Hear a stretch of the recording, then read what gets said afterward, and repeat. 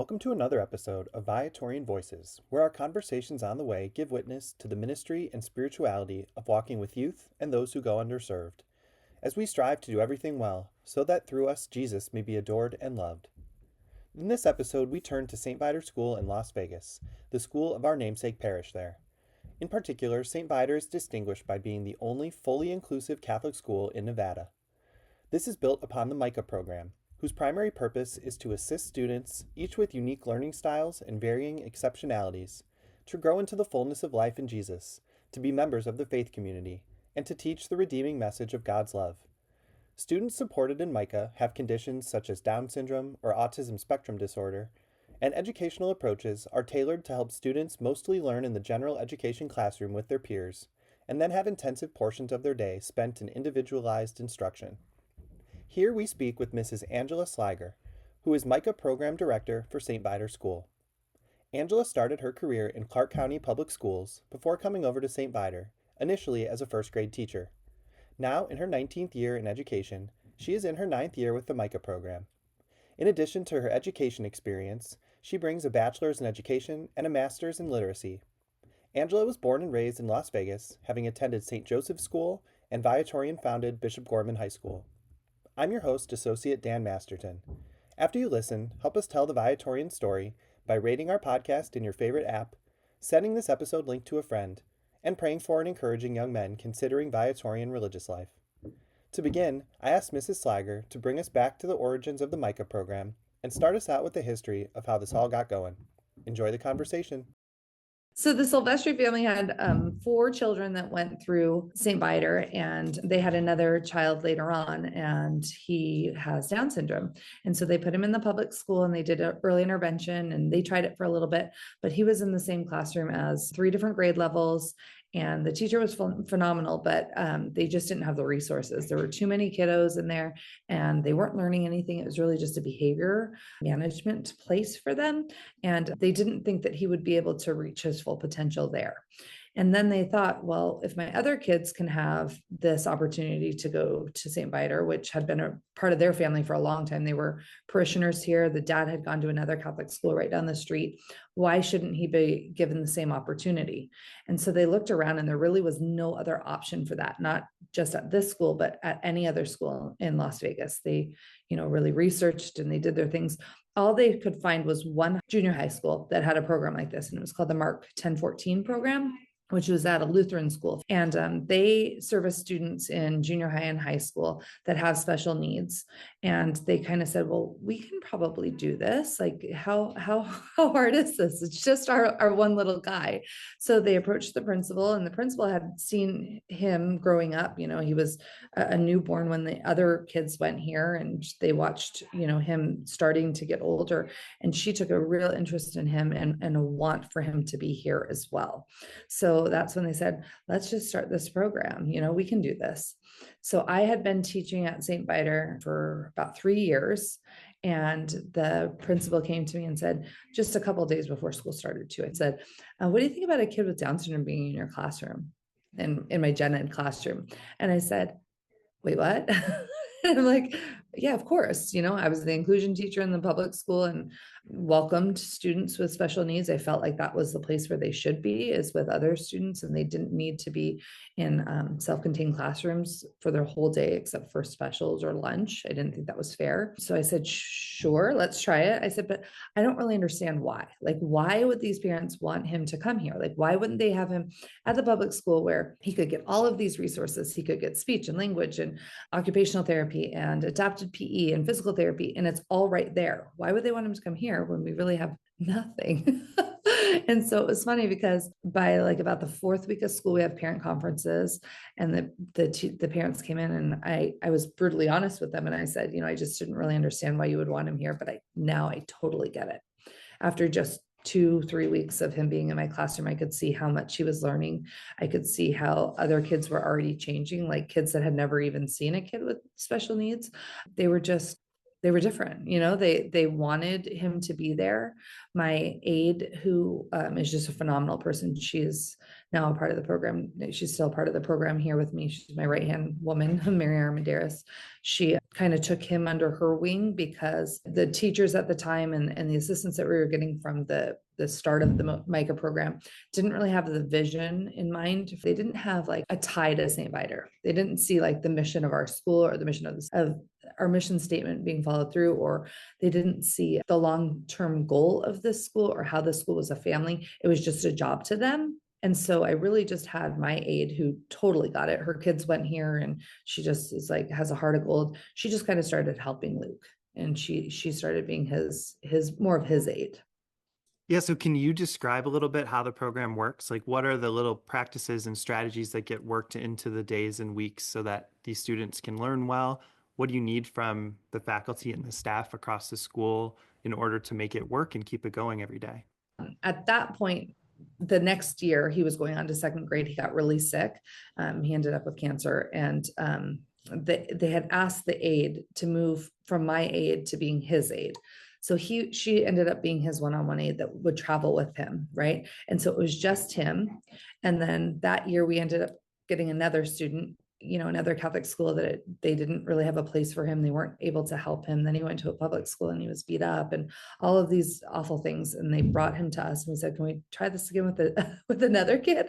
Then at this time we were servicing lots of other kids with, ADHD and dyslexia and some kids that just needed extra learning time, or some kids that were undiagnosed that needed help in that realm in further getting testing. So what they did was we had really two parts. We had the learning support part of this school where we were accepting other students from other schools that they weren't able to really help, or they didn't think that they could help, because I really feel like everybody is capable of doing this, but they didn't feel like they had the proper resources to help these students. So we were already helping those kids.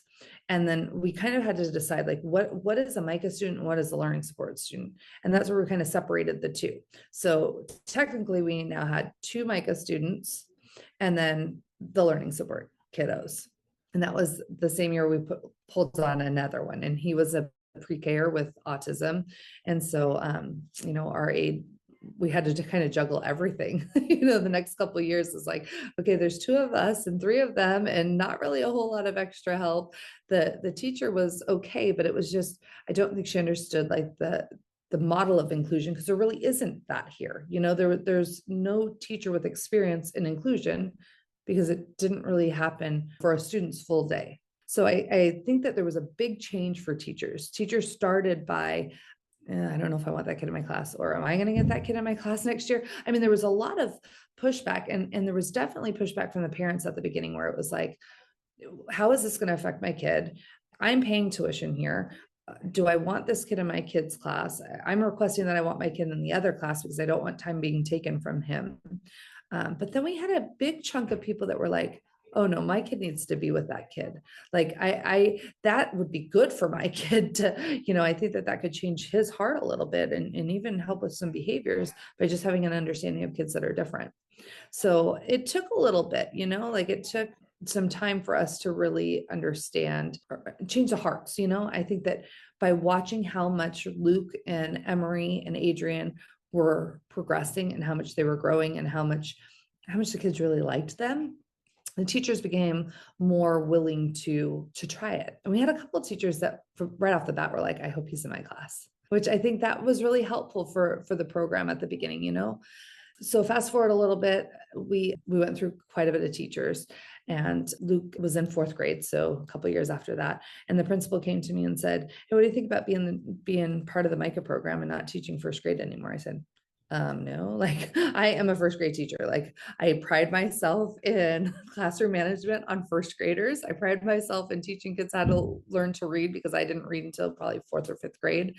I prided myself in those strugglers and watching them see light bulbs pop every day for those guys, right? And like working with parents on, if only somebody would have told my mom this would be really helpful. So staying after school and helping those parents I knew nothing about special education. I mean, nothing. I had read a couple of books, and I had, like, when Luke was in my class, and I, talked a lot with the parents and learned from them, but I really didn't know a whole lot about that. And I'm like, I don't know what I'm doing. She goes, you definitely know what you're doing. And I'm like, well, we can give it a shot. Like, it can't be worse than it was. But if I want to go back to the classroom, that spot better be left for me, because I waited a long time, like, 6 years in the public school for that position to open up. So we tried it, and it was really the best, probably one of the best decisions I've ever made in my life. It was scary because I didn't know what I was doing, but I knew after Luke was in my class that I could never let this program be done. Even if I weren't going to be a part of the Micah program, I would be its biggest advocate to help others understand that this is necessary here. So when you think of what it's been like for Luke and you've seen the other kids come after him, like what kinds of things do you hear from the kids themselves, or maybe from their siblings or parents, or the kids who become their close friends? Like what kind of reactions do people have, or what kind of things do they share with you that they've learned or realized through like all this time that these kids have spent together because they're students through the Micah program? Yeah, I think, well, there's so many, but let's just start with one. Adrian, who's now a seventh grader, when he was with us in pre-K, I mean, he was ripping full chunks of hair out of our head. He was, punching us. His head was going, like, I mean, it was really extreme behaviors. And we prayed and prayed and prayed and prayed and prayed for him. And we knew he was supposed to be here. We knew that his sister was here, and we knew that we couldn't let him be in a small little closet with other kids that are doing the same thing as him, because he would never get better. And we saw how much potential he had and how smart he was. I mean, he knew states and capitals in kindergarten. We knew that there was so much up there. He just needed to get there. And we prayed and we fought for him. And me and Mrs. Armanderas, my aide at the time, we pushed really hard for him. And I'll never forget, there were two points where I think it was life-changing for him. Was everybody on the playground were, I was helping them with something during recess time, and they were like holding themselves up and they were cheering each other on. And it was all the kiddos, because the kids were immersed in recess with everyone. They were cheering him on, and they were saying, go Adrian, go Adrian, go. And it wasn't that. It was the next time when Andy came up. Andy, just a gen ed kid, and Adrian goes, go Andy, go. And we had never heard one word out of his mouth that wasn't prompted, that wasn't say, go Andy, go, like us prompting him on what to say. And all he had was echolalia at the time, and that was the first time that he had spontaneously spoke. And that little boy now is in seventh grade. He has minimal assistance. He is functioning close to grade level. He has not had an aggressive incident in 4 years. His parents said to me, I'll never forget this too, the same kid. We were at the Halloween carnival, and he was probably in first grade. And he said, look at him waiting in line. The only thing I ever wanted was to be able to take him to the grocery store. And I was like, whoa, like, you get on your own kids and you're like thinking about like all of these problems that you have. And it's like, that's their hope for him, is that they can take him to the grocery store. Well, this little boy just went to science camp with his class in California. He's going to DC next year with his class. And he toured Europe with his family last year. Toured Europe. He went on tours and he listened to tour guides and he walked with his parents and he didn't run off, and he's having conversations. And I'll tell you, that did not come from me or Mrs. Armanderas. And that was a team. That was a team of me and my aide and the principal, believing and trusting in us that we can get him to where he needs to be. But more than anything, that was his peers. We didn't teach him how to stand in line. We didn't teach him how to open his iPad. We didn't teach him how to throw a ball. We didn't teach him how to shoot a hoop. He watched his friends. He would not have been given that opportunity if he was in a public school. There is no way. I don't believe it, because this kid who was super aggressive wouldn't have been given a chance. It's awesome to hear. It's so exciting for him and for his family, and to know that you've been a part of that is pretty neat to be involved in that journey. Now, you talk about like a team and you have yourself and the aides, but obviously this takes a lot of buy-in from principal and vice principal. Being a Catholic school, usually would need some help from pastor and priests and from maybe the council and the lay leaders in the parish. What's the kind of community piece of this that makes it work? Because St. Viator is a strong community that can come together to do something like this. So Micah has been a part of the school forever, right? Like he's a senior now. Our first graduate was a senior now, and it's been here, but it didn't truly become this school or part of this school or what we're known for or what we're proud of until Dr. Kiss came aboard. She found the program through her interview process, and we had somebody in mind that we all really wanted. Like God has a plan. I'll tell you. Like we were like, oh, this person, we really want this person to be the principal, and now they're going to call somebody in from San Francisco. What are we doing here? Like what we're going to call this random person who knows nothing about St. Viator, who doesn't know the families, that doesn't know the parents, that doesn't know the graduates. Because this place is a family. These people are friends of the grandkids of their grandkids, that we've been around forever. And we're going to hire this person from the outside. Like, what are we doing? Father Wren, who I've been very close with for a very long time, said, you got to trust in the Lord. And she came aboard. And when I found out that this is what brought her to St. Viator, I was like, yeah, okay. People say that for an interview, because this is a tough position. Like a lot of people want this job. I told you, opportunities don't open very often in a Catholic school, especially in St. Viator. But Dr. Kiss believes in this program 100%.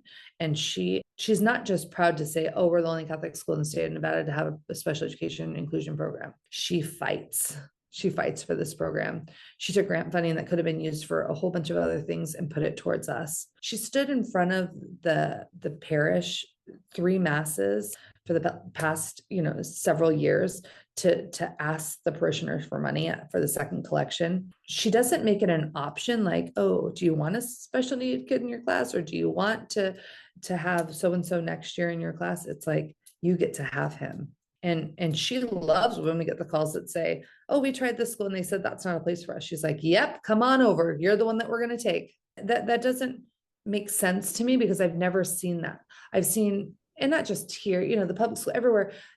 And I think as a whole, principals have a big pressure to have the highest test scores, the best behaved kids, the ones that look uniform, especially in a Catholic school, like all the best looking ones that carry themselves well, the ones that have the most involved parents, the ones that have the resources to help here. Not her.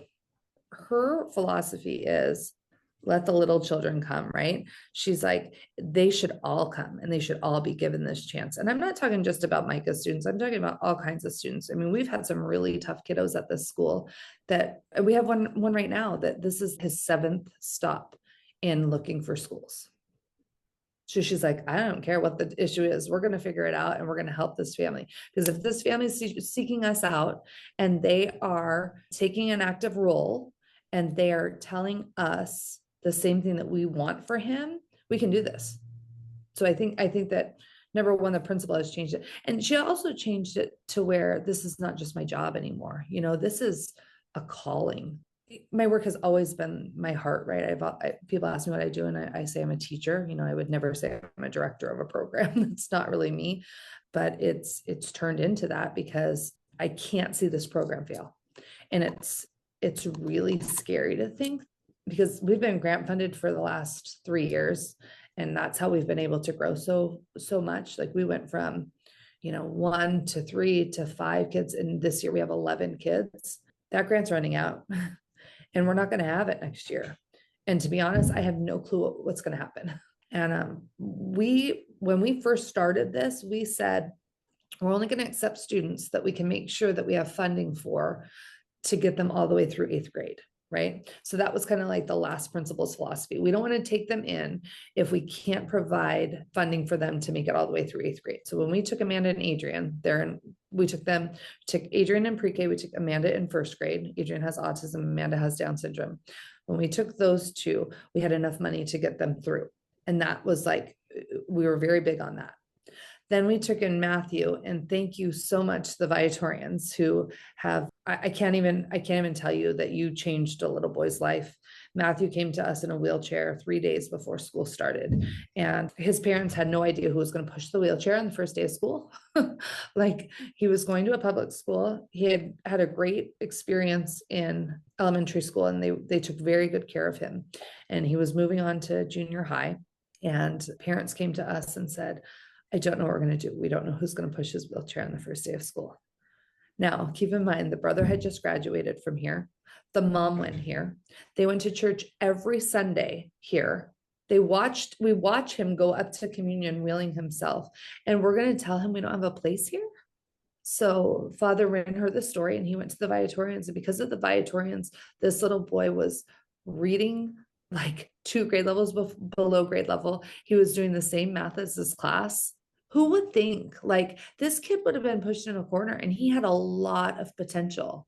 And now, I think the saddest part is I didn't have a place to send him. I didn't have a place to say, you can continue your Catholic education now. He had to go to Lutheran school, which is a phenomenal school, and we've modeled our program after them, and they have got an incredible program. But they're able to keep their funds down pretty low because they use student mentors that help the students there. So instead of being like an aide in the library or something, they're an aide to the students.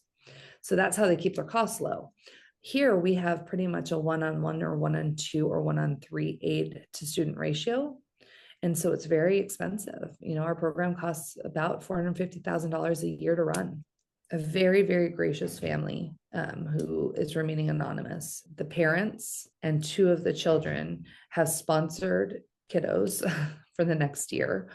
They have paid the amount of money that needs to support these 2 kiddos, and a partial for another student. So it's 2.5 that one family, who, keep in mind, do not have a special needs child or family member, but watched this program in action with their own children and saw it in the community and saw it at church and saw the benefit of this program, and have the means, right? Because one day I'm going to have the means to do it too, to be able to give back.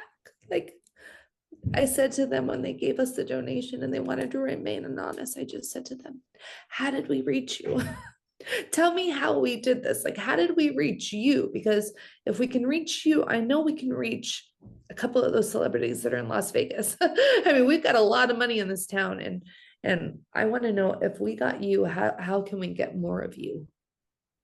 And I'm very, very thankful for this family, not just for the funding, but for them believing in the program, because it was, I lost my dad this last year, and it was like a tough time, and it's always tough, and giving up hope. And that was really renewing, because I thought that there was a time where I'm like, well, maybe I need to take a sabbatical for a little bit and just kind of figure out what I'm doing, or take an easy job in the public school teaching 18 kids that don't have learning needs. It wasn't the money. It was the fact that somebody that didn't have a special needs kid was reached. And I felt like, yes, we're getting there. It's taken a long time. We had a lot of pushback, and now we've got people that from the outside are looking in, are saying this is really important. Yeah, I love all of the Viatorian language that naturally comes through and shows how obvious of a crossover and overlap this is to what we've believed in for almost 200 years as a community and a congregation, and how you and your partners and the staff and the whole parish school community is living this out to let the children come to me, just like Dr. Kiss says, and the Viatorians have always said, and Jesus said, and to figure out who is society ignoring and belittling, and how can we go stand next to them and give them the accompaniment and attention that they deserve and they're maybe not getting. And there you all are doing it in just the way we would hope you would. And it's beautiful. So I wonder, kind of as a wrap up, you've found some, great benefactors, and the Viatorian community and the parish is part of that support. But if someone hears about Micah and wants to contribute to it, what is the best way for them to learn more and then to maybe donate some money to support the costs of providing this service?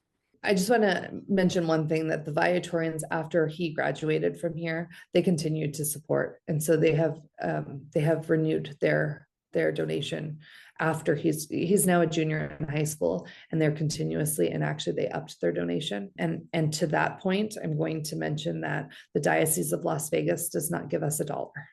We get no support from the diocese here other than what our pastor has been able to kind of bring in. So we're given a second collection 1 week. They promote for us for about 3 weeks prior to the second collection, and then we get 1 second collection a year. We also have our foundation dinner that has always raised a ton of money for our school. It's been like really why our school is in a great financial position. Miss Ellis, who has incredible family, have been so generous with their time and their resources, and now have a grandchild in the Micah program. So it's crazy how things come full circle. They have graciously given us a spot at the foundation dinner, which also allows us to raise money there. So we raise quite a bit of money through, the paddle raise or donations or different types of things that way. And then we have a couple families that are alumni that have come and seen the program or heard about it through other people, and they've come and visited, and they are now using their resources to send annual donations, which I'm very grateful for several families.